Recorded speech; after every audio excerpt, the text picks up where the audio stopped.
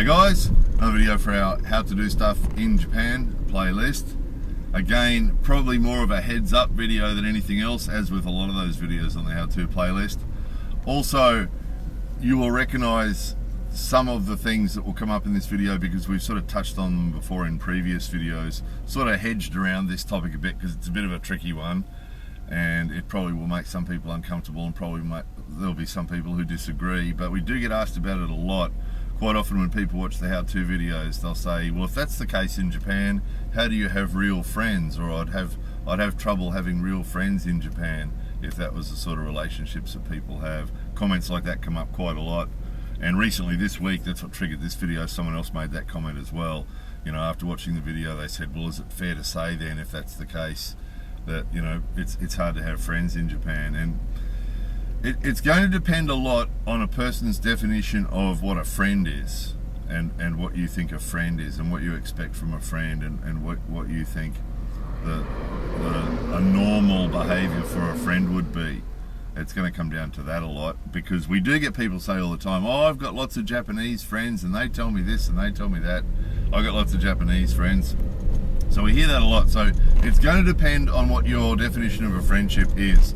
So probably the best way to do it, because people's different ideas on friendships vary, probably the best thing is to describe a couple of scenarios to you, and you can decide for yourself if they are friendships or if they're just associations or just people you happen to talk to or something. But there's a few examples. One of them is quite often that people's connections and loyalties in Japan are to groups. And again, all this is generalizations, as with all these videos. They have to be generalizations. We can't make a video telling you what every one of 127 million Japanese people think.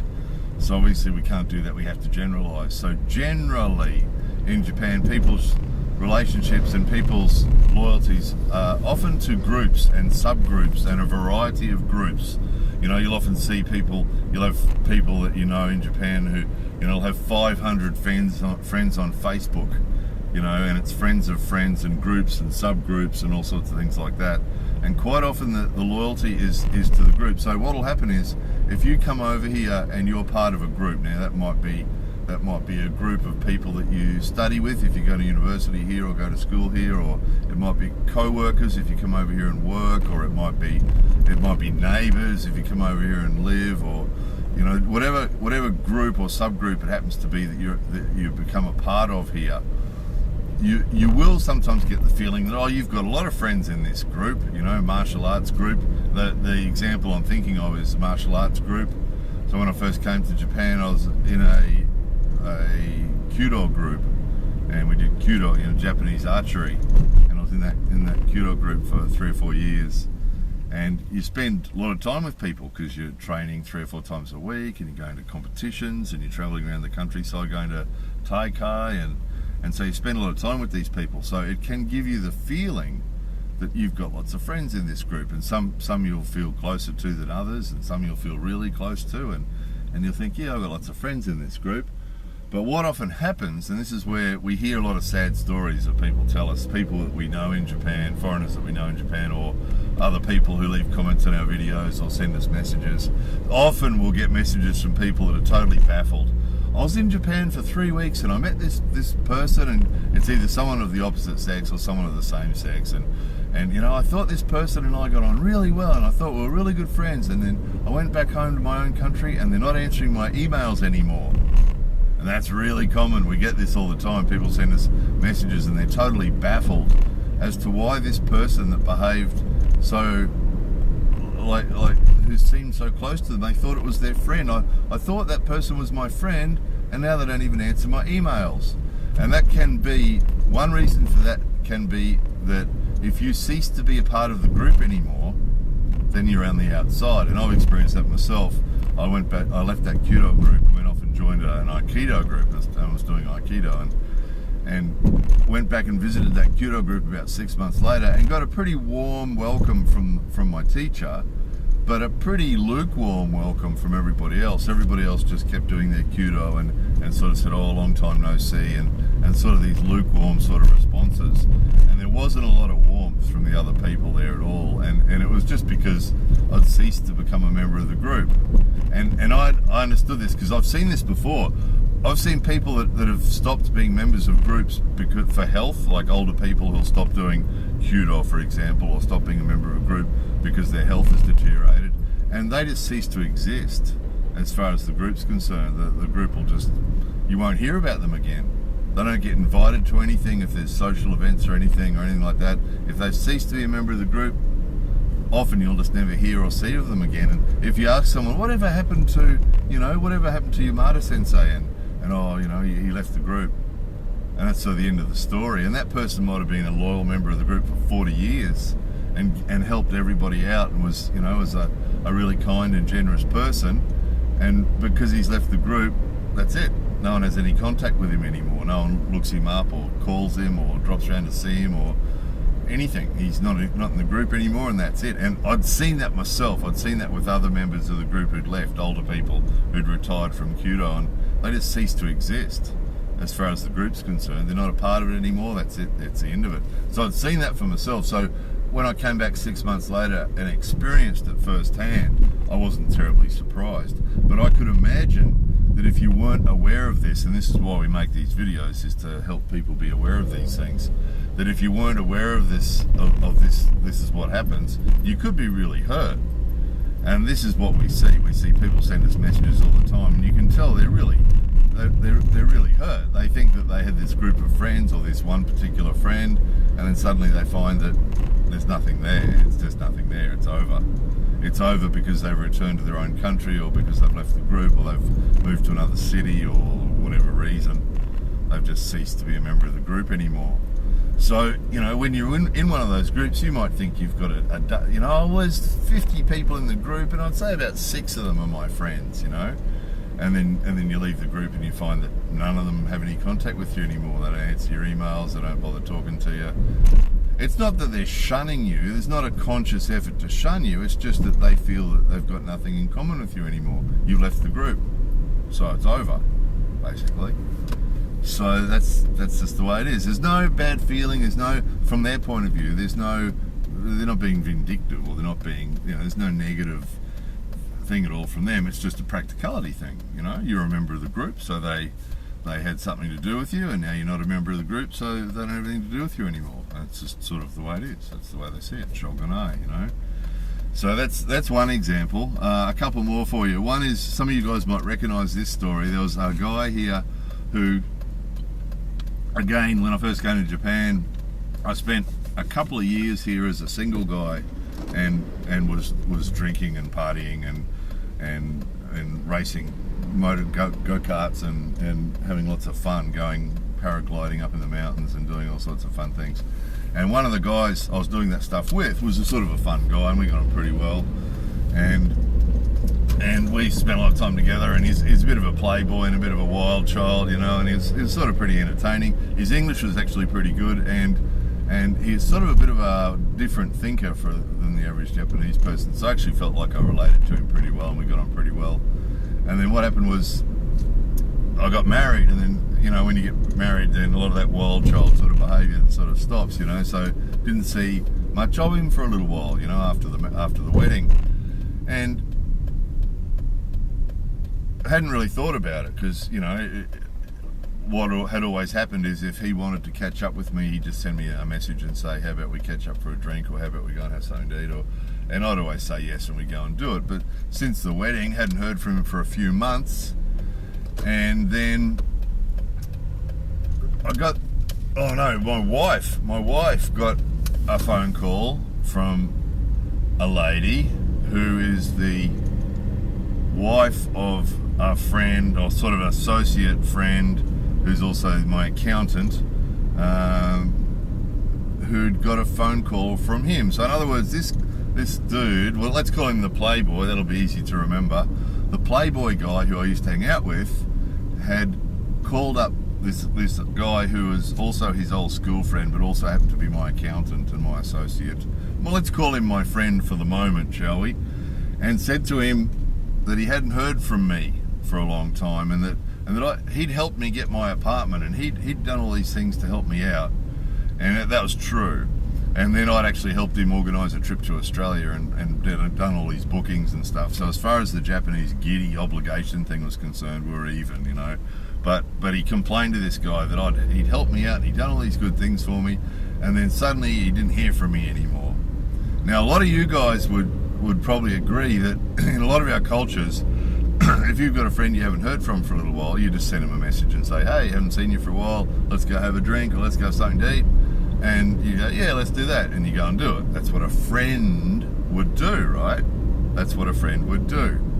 However, that's not what he did. He rang and complained to this other guy that he hadn't seen me for a while. Now, obviously what he was expecting was that guy would then hassle me and say, you've got obligation to that guy, you should go and see him. Now, I think a lot of you guys would agree that that sort of dynamic does not make for a friendship, does it? And then, of course, the accountant guy, who's sort of my friend as well, let's call him my friend for now, a lot of you would agree that in a lot of other cultures and a lot of other sort of ways of thinking, that a friend, if that guy was my friend, he would have called me and said, hey, look, I just got a weird phone call from that other guy, from the Playboy, saying he hadn't heard from you for a while and he's a bit pissed off about it, right?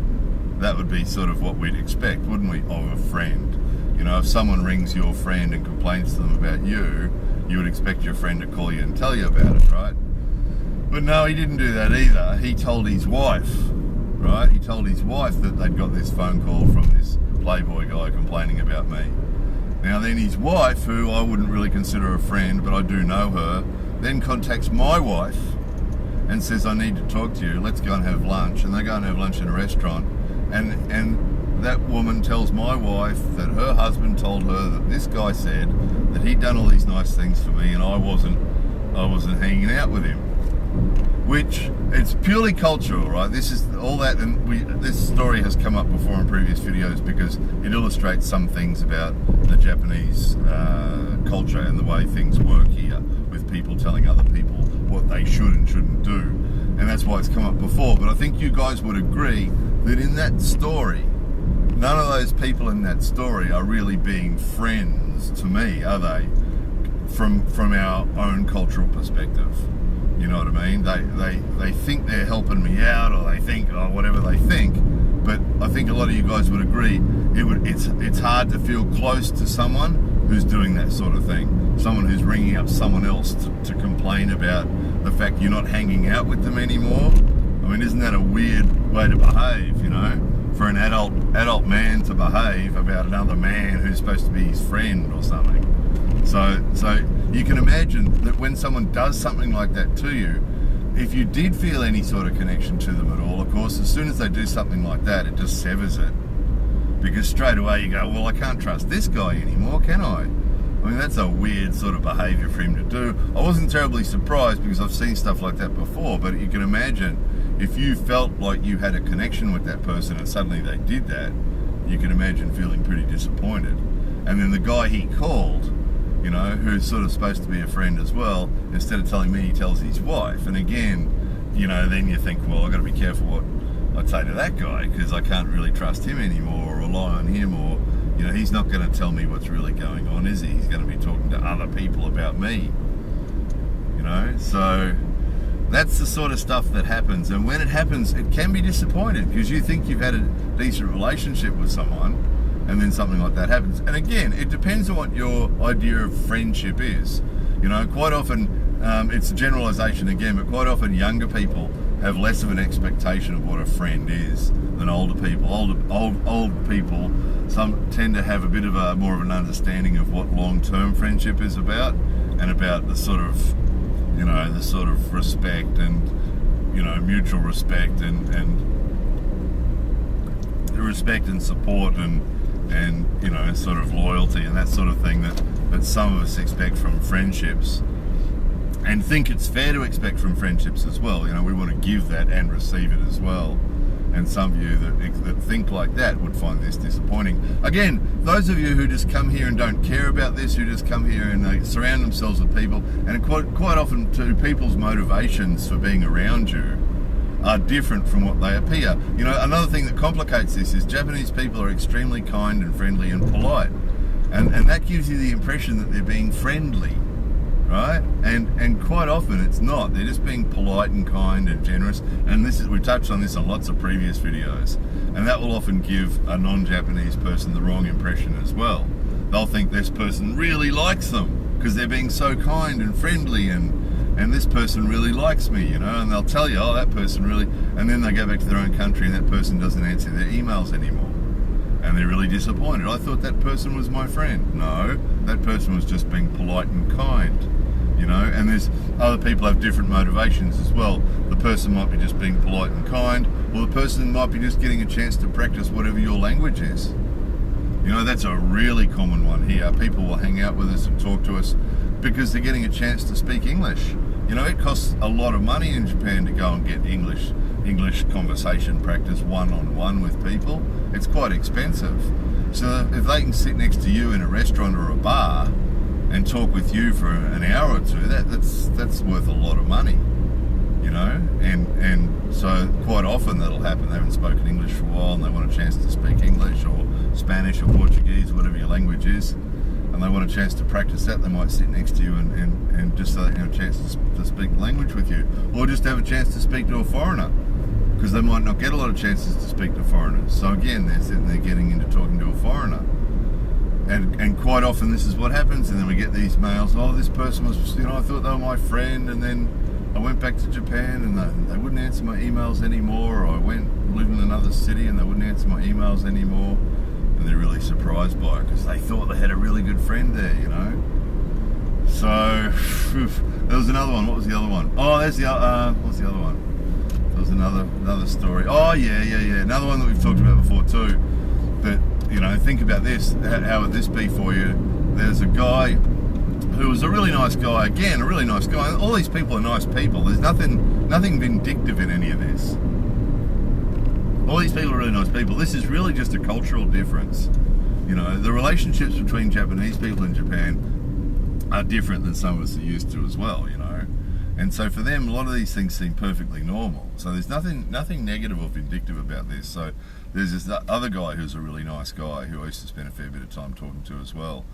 And actually, interestingly, what often shades these things too is often these people will speak English really well. And that can change things, because when you're speaking Japanese, the language and the culture tend to go together. And so when you're speaking Japanese with people, that reminds you all the time of the cultural difference. So you're less likely to fall into one of these traps. But when you come across someone who speaks English well, which is pretty rare, but when you do, it can trap you, because you can sometimes forget about the cultural difference.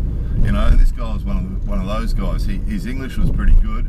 He had a real interest in different cultures, and he really used to talk about how he appreciated some aspects of Western culture, and he thought they were really good.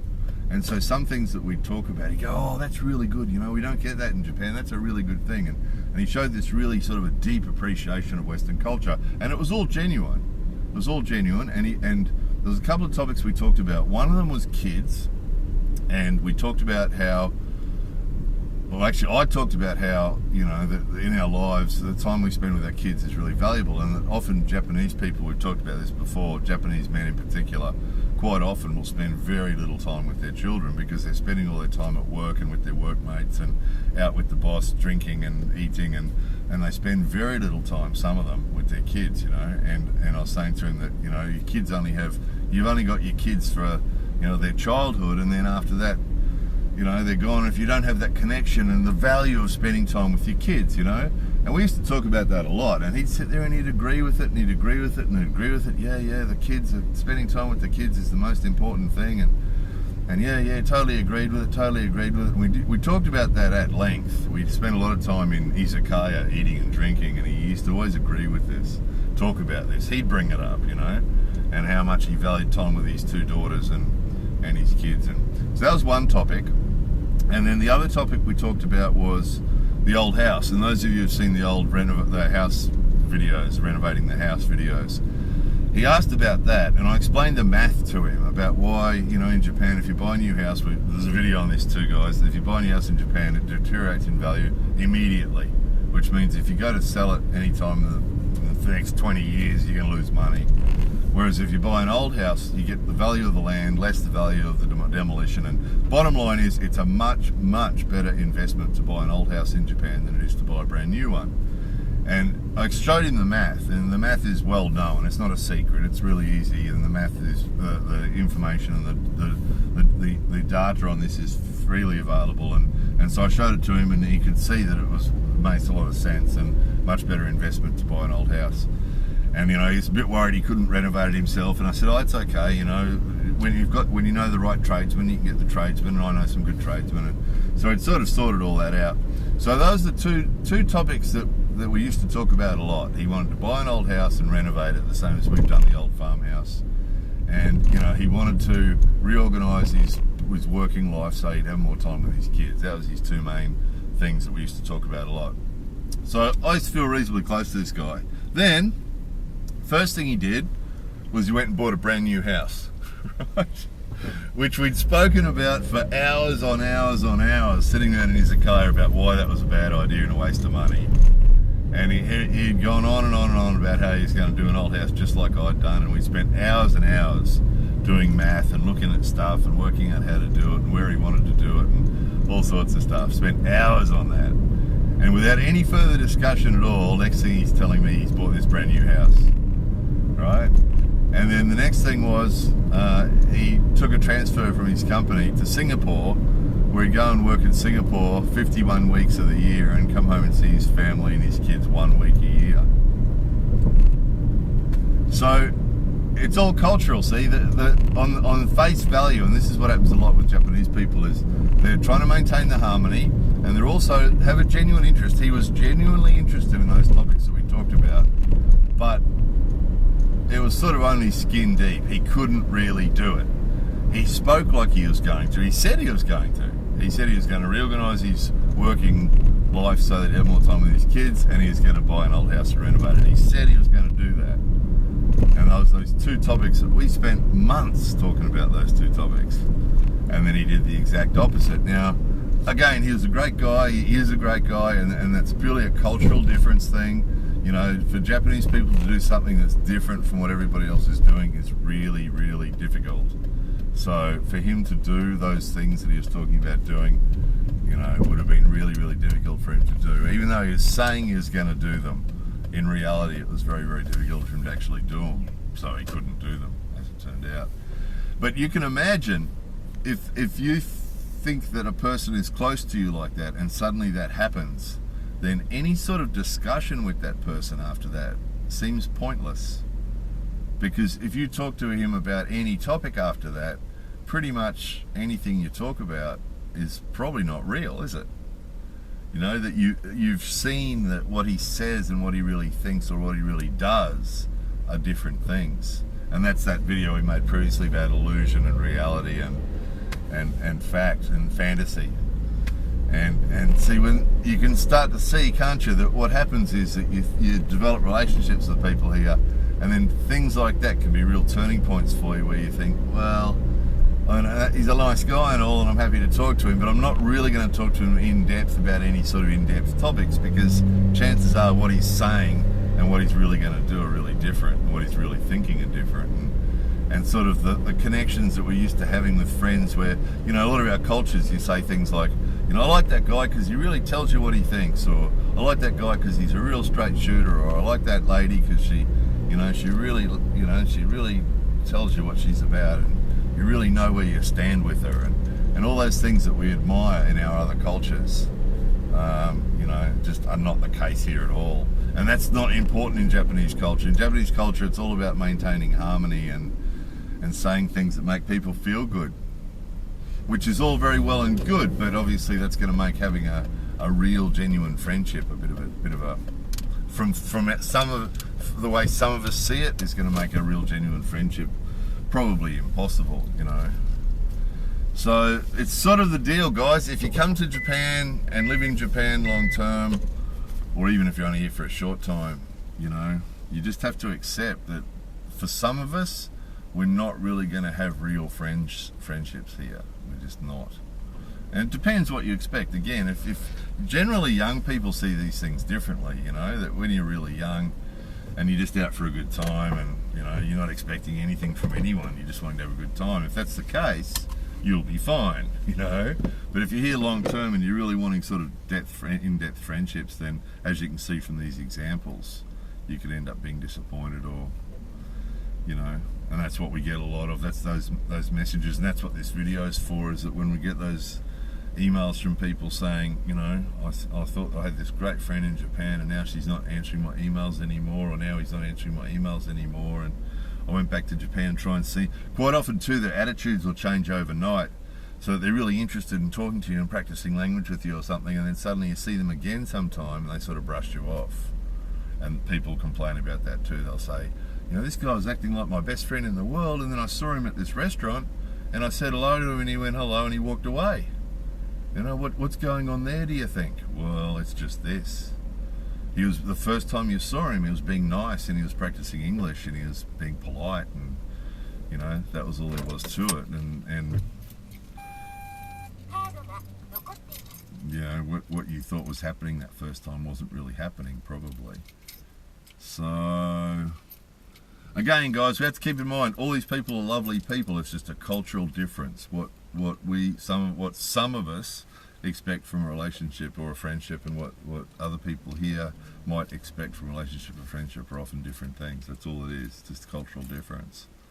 But it can hurt if you don't know about it. That's why I made this video. Anyway, there it was. More videos coming soon.